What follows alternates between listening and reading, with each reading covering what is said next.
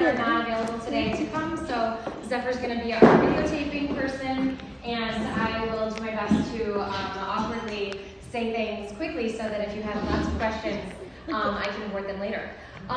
So this is Miss O'Donnell. I'm your child classroom teacher, and Miss O'Donnell and I co-teach in here together. All right.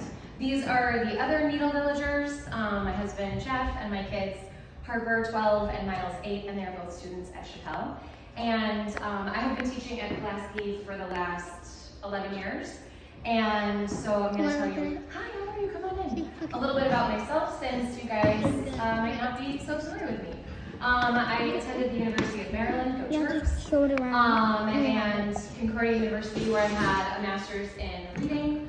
I've taught 1st, 2nd, 3rd, 4th, 5th, and 7th grade, and I was a pull-out science, I was a pull-out reading instructional assistant, like a pull-out reading teacher for a little while as well.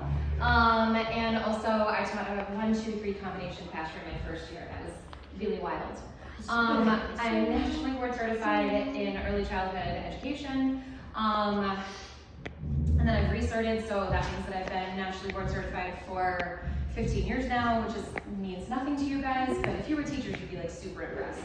And I am Orton Gillingham trained, which is a specific reading intervention program that helps kids with dyslexia, so they learn how to use a systematic phonemic phonics instruction program, and there's also oftentimes like multisensory approach to learning how to read. So that is something that I have done previously. I've received a lot of grants through Rochelle Lee and the Chicago Foundation for Educators, where I received a grant to do action research in my classroom. Originally, the first grant that I did was a research project on the impact of multisensory approach on kids learning how to read. And then 2 years ago, I did a research project on the impact of the science of reading on writing. Because maybe this means nothing to you guys, but there was this lady named Lucy Cochran from New York, and she really impacted how we teach writing all across the country, and we discovered that that's not really the best practice, so we are doing different things now. So that was what my research was focused on 2 years ago, and it's one of the things that I learned is the impact of writing about content areas. So that's something that I embedded more in my teaching in the last 2 years, and I am excited to continue to do that here. That is all to say that while I know so very little about the programs that you guys have here, I do know a lot about teaching and have done it for quite some time. All the programs you guys use are new to me, except as a mom, because they use the same math program at my kids' school. So I've seen that before, and that's what I have for you about that. And this is Miss O'Donnell. So you'll see me a lot. I'm in here for a wide majority of the day. You're doing good. So I went to Northeastern University, and I originally went just for early childhood, and then I found SPED, and I loved it, and so I got certified in that. This is my second school, but I've been in education for over 8 years at daycares and different things. I'm currently in a master's program at Roosevelt for Feels instructional weird. leadership. So,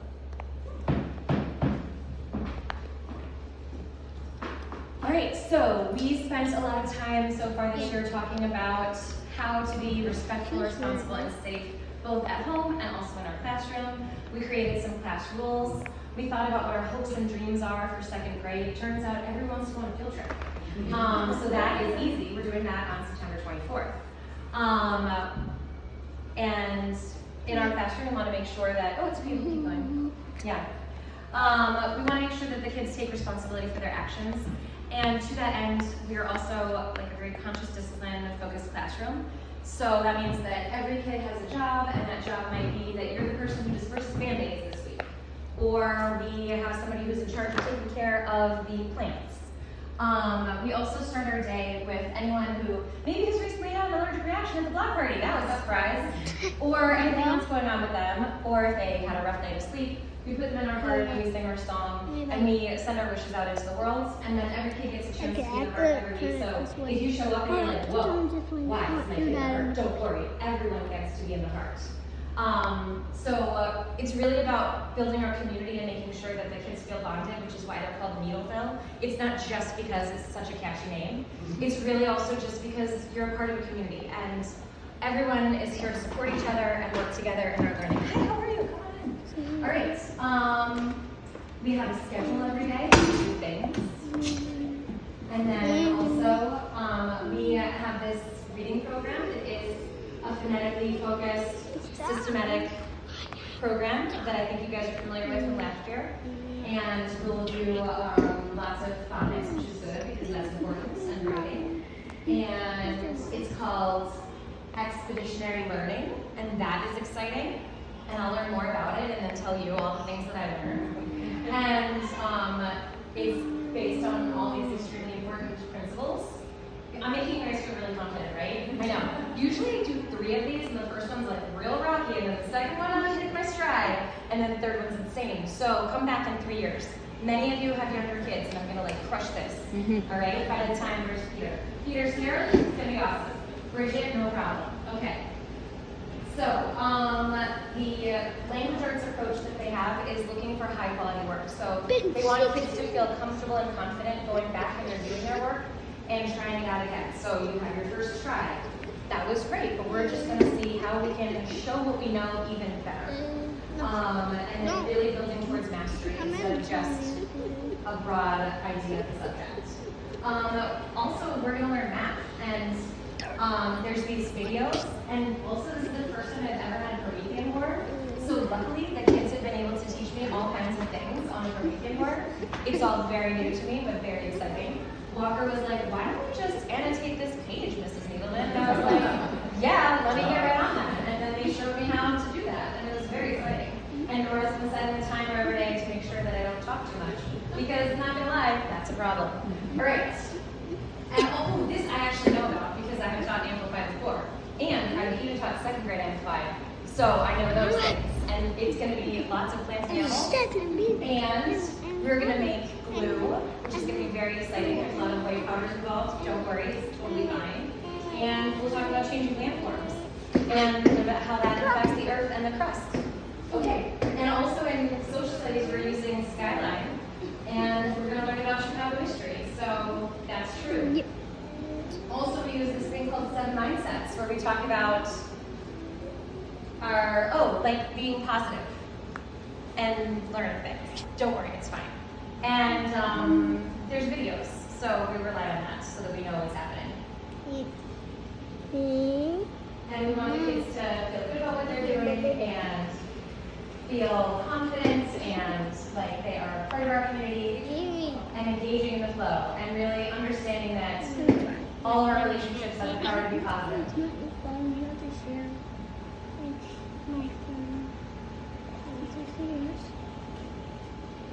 Yes. Are you guys familiar with this before? Yeah? Okay, cool. So next time I'll just ask you. Okay. We also have Cougar Connection. It's dedicated time every day to building community. So one of the things that we practiced recently was talking about how to use your big voice to say that something's upsetting you. And so we try to do this in a time when everyone is fine so that you can have that experience of coming together and saying like, hey, I really didn't like that you pushed me. And then the other person can say, I'm sorry, I won't do that again. And so we pulled popsicle sticks and it was just random and everyone got a chance to use their big voice to kind of advocate for themselves and feel like they were participating in that way. All right. Also, we're going to go on field trips just to make sure all those hopes and dreams come true. We're definitely going to the Grove.